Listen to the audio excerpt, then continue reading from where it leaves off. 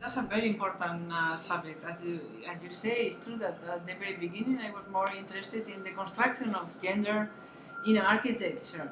But the question of collaborations became also very important. I was thinking, for example, about how Charles Perriand collaborated with Le Corbusier, how Lily Wright collaborated with Mies, and their work is unthinkable without these contributions. They were absolutely very important. There is nothing, for example, in Mies architecture before they do the Exposition de la Mode, where they do these suspended curtains that will announce the idea of these floating walls that become the paradigm of Mies architecture. But if you look at the earlier work of Mies before his collaboration with Lily Reich, it's very conservative work. You go to see these houses in Berlin for these bunkers, they are perfectly nice, but they are very conservative. So you can say that they had a lot to do with their practice, but their position was never quite acknowledged. It's even more dramatic in the case of Margaret MacDonald, which collaborated, of course, with Macintosh, and nobody remembers now Margaret MacDonald. But the poor Macintosh, he spent his life saying, I'm a normal guy. The one that is a genius is her. And at that time, apparently they believe it, because I recently read a journal that was published in Vienna at the turn of the century, 902, 903, when they have designed the house for an art lover. And the journal keeps talking about this red hair that has arrived in Vienna and is the designer of this great house. And also her husband, Macintosh, collaborated in the project, like he's the second. And then I don't know how in history we managed to eliminate her place. Only, if you ask now a student, he will only remember, knows perfectly well who Macintosh is, has no idea who Margaret MacDonald is. So this is a very strange thing in which in architecture we tend to privilege one person. And we eliminate all the people that are part of the process, not just women, but sometimes also guys disappear from the credit. And only in the mid-century you have these collaborations that are more recognized in the name, like Charles and Ray Eames and Alison and Peter Smithson, etc.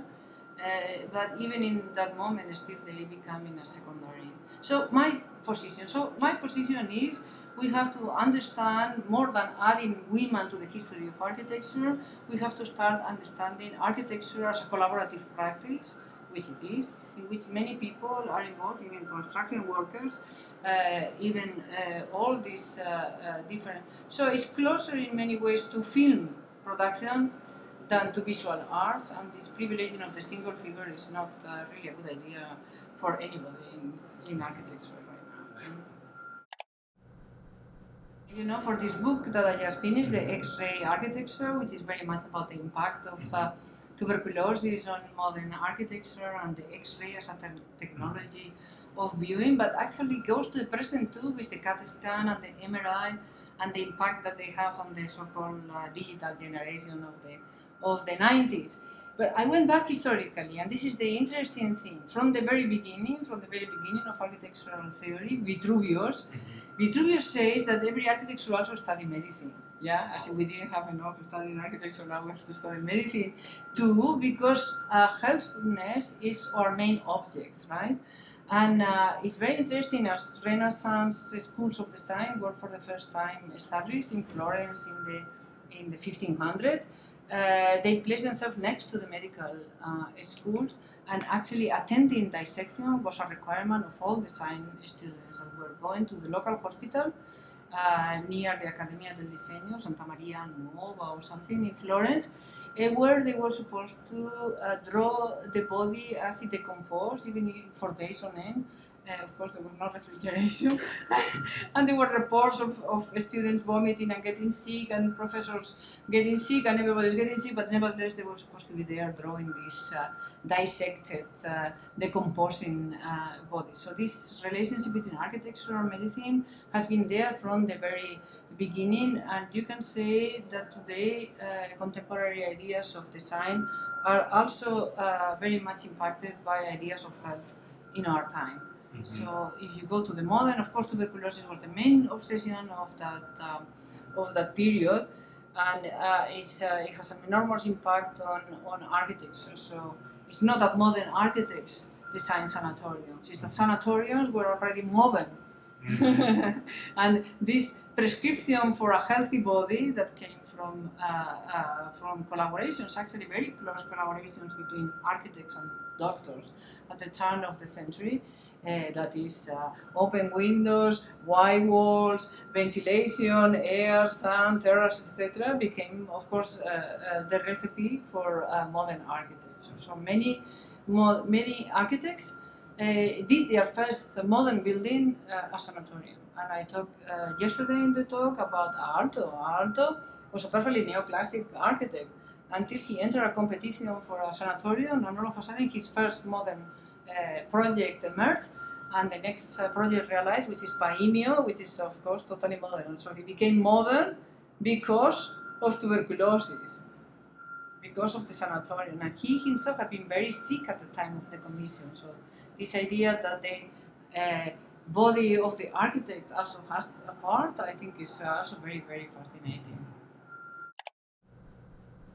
From this aspect, what interests me more is the way in which the internet and social media has actually changed the spaces in which we live. And in particular, I was focusing yesterday, and I have been focusing for a while on the question of the bed. And the bed came totally by chance to me, reading a newspaper article in the Wall Street Journal, actually quite by chance.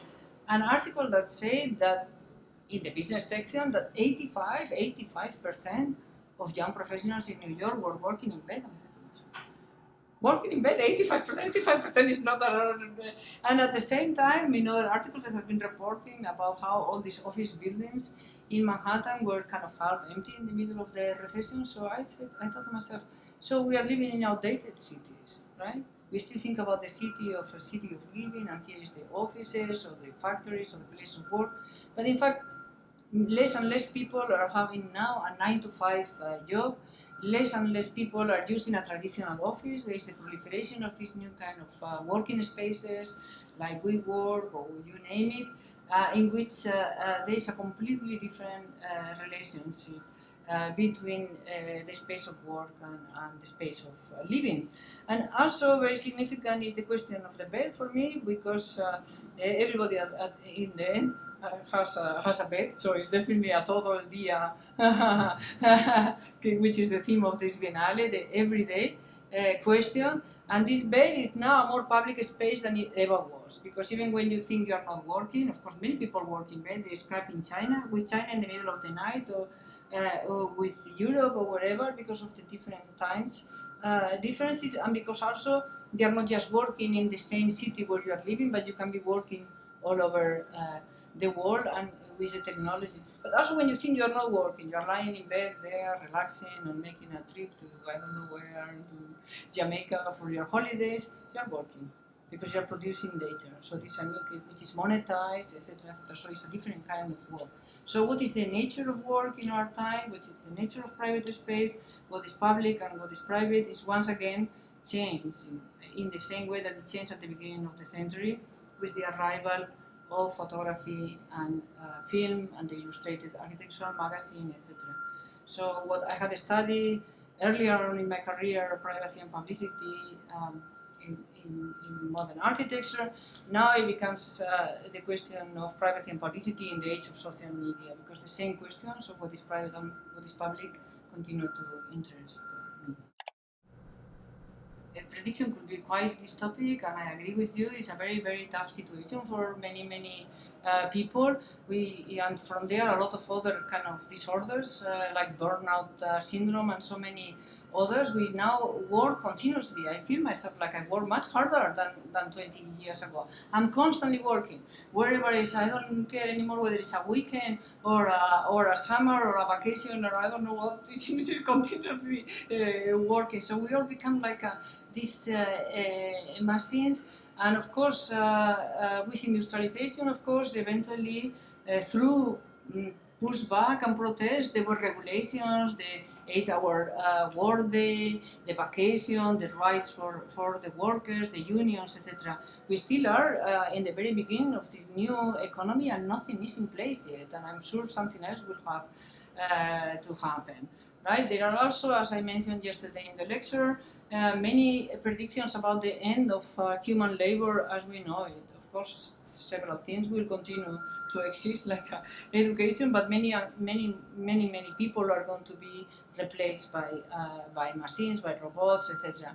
So this is also something that we have to consider. Economists are taking this very seriously. Politicians are taking it seriously. There are experiments all over the place, from Finland to California, of giving money to entire communities to see what people do when they don't have to work for money, because we don't have any idea. The universal basic income was voted in Switzerland a couple of years ago and rejected, but the fact that it came to a vote should make us think that this is coming. So all of this has consequences for architects. We are not all working 9 to 5 in a particular place. Okay, then this should look very different in a few years, and it's for us architects to take this seriously instead of denying what is actually happening. If you go to many schools of architecture, they still will give an office building as a project as if nothing will happen. It's like, okay, we know, don't work that way. Right? Who is doing all these new kinds of space of work? I heard recently Robert Stern telling someone that he has 2 people in his office. He is dedicated only to working for WeWork. So some architects are taking it seriously. Shouldn't we take it more in terms of rethinking in the schools and as architects the question of how we live in our times? Precisely as you were saying, to make it less dystopic, and to of course engage with these new conditions, because there is no way of denying it. We don't have that much power, no matter how much architects always think they can change everything, but we can change very little. But there are certain things that we can still change and that can make life better.